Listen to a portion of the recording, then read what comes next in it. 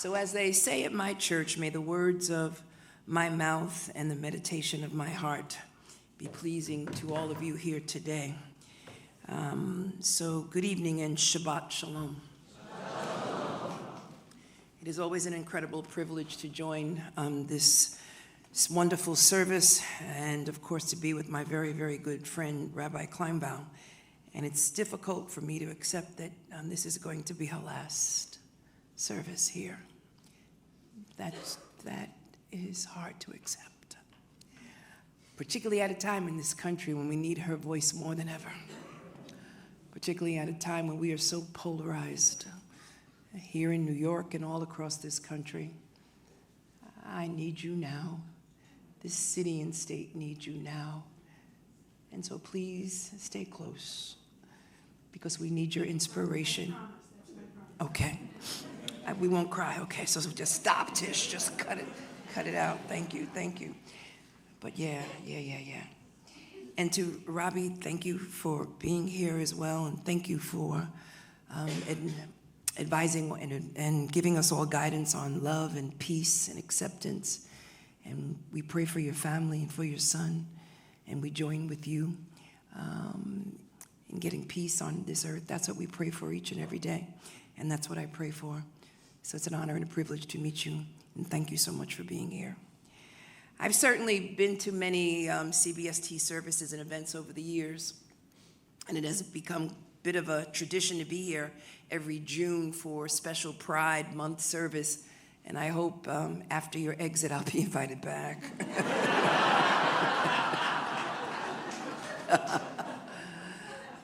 But as a person of great faith and deep faith myself, I know there is no greater and more sacred honor than to be invited into another house of worship.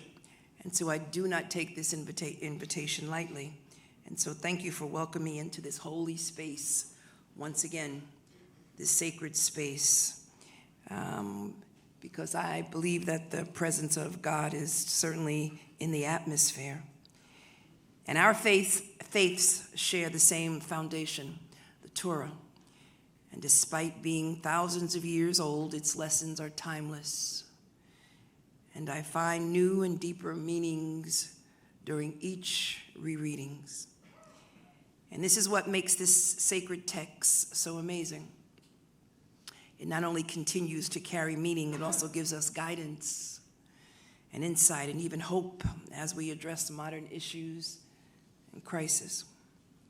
And as you know, this week's Torah portion and the book of Numbers is all about the Israelites' struggle to truly leave slavery and gain freedom. And just weeks after their liberation from bondage, the Israelites prepare to offer their Passover sacrifice to God.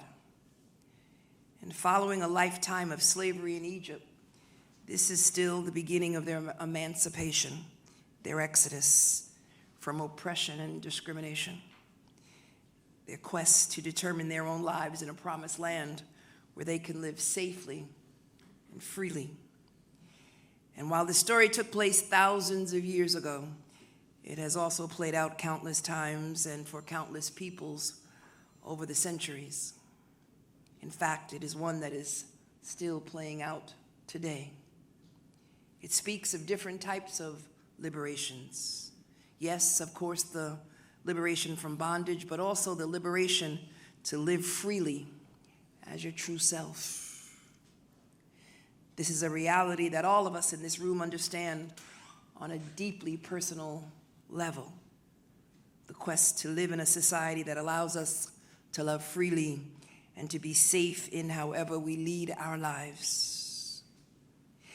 And that feeling was especially present for me this week as we recognized and celebrated Juneteenth. And as the rabbi stated, when you taste liberation, you taste love. Yet another stop on our collective exodus and journey for freedom. You see, 161 years ago, African Americans were declared legally free from slavery in this country when the Emancipation Proclamation went into effect. But it wasn't until 2.5 years later that slaves in some areas of the Confederacy were actually freed.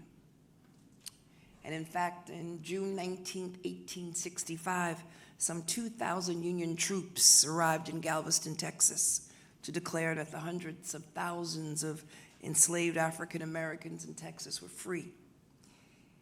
And this day stands as one of the most significant moments in our nation's history. But it also stands as a painful reminder of our enduring fight for true freedom and equality in this country. And just like with Moses and the Israelites, the liberation from bondage did not immediately mean that everything was fine. Freedom does not merely mean the end of enforced slavery or second-class personhood. Freedom is the enduring quest to be treated fairly, to not simply be seen as people, but to be truly respected as equals. We know that it is a challenge, especially for people who for so long were treated as less than, whether that be the ancient Israelites or African Americans or LGBTQIA friends, people who were forced to live in the dark shadows of society for too long, enslaved by laws and stigma and hate that stopped you from being free.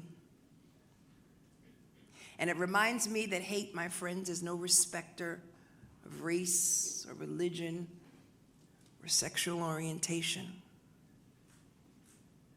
But I am reminded that during the Stonewall riots on June 28th in 1969, that was your uprising, your ascension, the beginning of this journey to raise light as Aaron is commanded to do so in this portion. Exodus from Egypt, Juneteenth, Stonewall. Despite the horrors that we have faced as Jews and as people of color and members of the LGBTQIA community, we are all in this together. We must be reminded of the fragility of freedom and, as was mentioned earlier, the horrific acts of anti-Semitism in New York, the terrorist act on October 7th, the enduring war that has claimed so many innocent lives, the attack on Black people in Buffalo shopping at a supermarket, the Pulse nightclub, the Tree of Life Synagogue. In 1963, Dr. Martin Luther King, in his speech to the National Convention of the American Jewish Congress, eloquently spoke about the bonds that tie us. He said, "My people were brought to America in chains. And your people, Jewish people, were driven here to escape the chains fashioned for them in Europe. Our unity, my friends, is born out of our common struggle." This afternoon, or I should say this morning, I visited the Nova exhibition with my colleagues in law enforcement, 4 district attorneys, 2 United States Attorney Generals, and a number of my colleagues in the City Council. And it again showed me what happens when people dehumanize other people. But I am reminded that when the sky is the darkest, when we think there is no light, no hope, no air to breathe,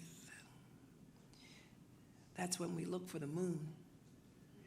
Because it reminds us that no matter how dark the sky gets, it's only temporary. And light is on the way. And as one of the survivors, a young woman named Tal, told us, we all of us in this sacred space, all of us must be the light. We cannot despair or lose hope. That was the message today. Instead, we must remember to put our faith in the Almighty and search out the light of resilience, of unity, and our shared humanity.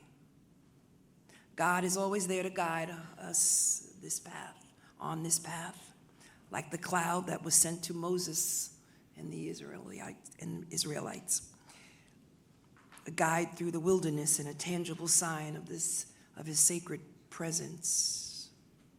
And for all of us here tonight and so many beyond the walls of this congregation, we have been so profoundly lucky to have that guiding light in human form in the person of your rabbi, Rabbi Kleinbaum.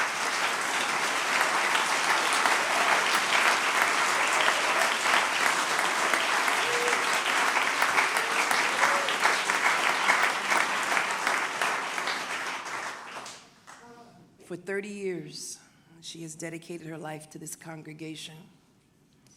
Looking around this sanctuary, it is incredible to witness the community that her hand has built, to the people that she has supported, to the people she has brought into this family, into this community. But we all know that the real work she has done is something we can never truly see, and we can never see her heartbreak, never see the pressures on her shoulders, never see all the people relying upon you and depending on you, all the people who come here on Friday evening broken, and how you lift them up, and how they march out the door dancing, some off key, and some not. You show up, Rabbi, and you hold us as we are forced to face the challenges in life, offering hope and explanation when grief and pain have consumed us, when we've lost loved ones, when we've been threatened, when people have bullied us, but also celebrating life's most joyous moments, like all the children who graduated in the 40 years of love, reveling in our accomplishments and successes as if they were your own, allowing someone from Brooklyn to come and speak before you.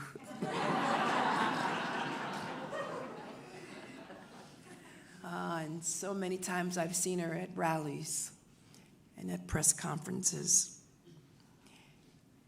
in defense of human and civil rights, arguing that we all should be together. But perhaps most importantly, she has given us a space, this space where we can be safe and where we can be free. She has been our light.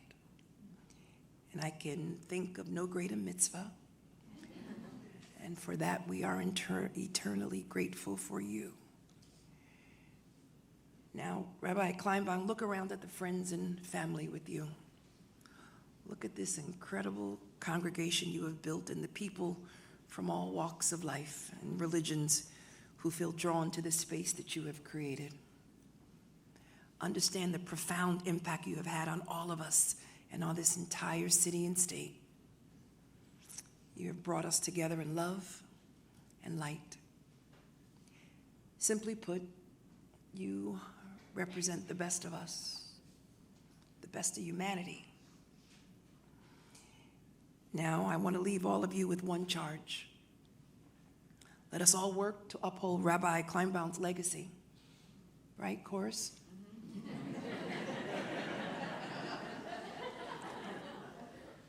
Both within the four walls of this holy space and in our everyday lives, we go out into the world. Every Shabbat, she reminds us that the light of hope, resilience, and unity must never, ever be extinguished. That is her legacy, and that is her instruction to all of you. It is our duty to carry it on, to carry it forward. I'm so grateful for the opportunity to be with all of you tonight to welcome the Sabbath and to celebrate Pride together. And lastly, on this day, 60 years ago, 3 young civil rights students, in an effort to register black people in Mississippi, were brutally murdered. Schwerner, Cheney, and Goodman shocked this nation. It was the freedom of summer where young people went to the South to register poor black people. They put their lives on the line for a cause bigger than themselves, refusing to sit on the sidelines. So in the spirit of this wonderful rabbi, my good friend, and your spiritual leader, let us honor their lives by voting. Let's honor and recognize that it's a sacred part of our democracy, the cornerstone of our democracy. And let us follow the instruction of this rabbi, who will always be my friend, and who I will always call for spiritual guidance. It's been an honor and a privilege to say a few words, and I hope I didn't bring any of you down. But I love Rabbi Kleinbaum, and I know that you do as well. Bless you.